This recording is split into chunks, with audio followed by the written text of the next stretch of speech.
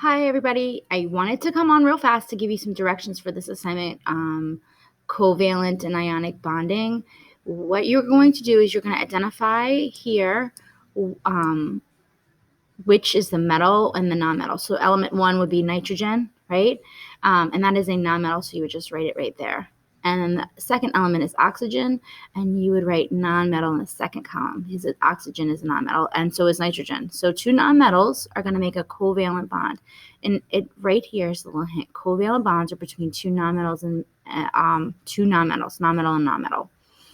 Now, we're going to give you something new. So for the next one, sodium and chloride. Sodium is a metal, and chlorine is a nonmetal. So when you have a nonmetal and a metal bonded together, you have what's called an ionic bond.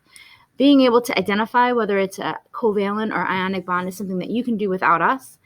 We are going to talk specifically what goes on with an ionic bond tomorrow.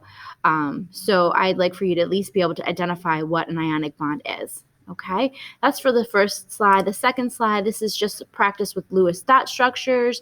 So in each of these boxes, I've already done A for you. It's as an example. So I put that fluorine has 6 valence electrons, and two of them would have 6, so they're going to share the one, and that's what that bar is. What you can do for like hydrogen, this one you'll have 3 H's and a P. This one you're going to have 2 H's and an S for sulfur. And you'll draw your Lewis dot structure. What you can do easily is just you can right click on the dot or the line, and you can copy it and then paste it.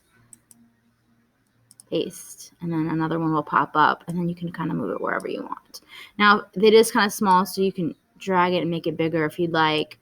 I try to make it as big as possible so that you can still see it and move it wherever you need to.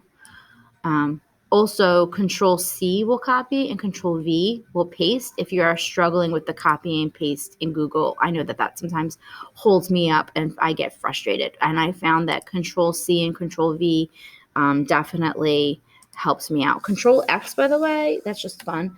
We'll delete it. So if you have it highlighted and you Control X, it just goes away. Okay? Have a great day, and I'll see you guys tomorrow.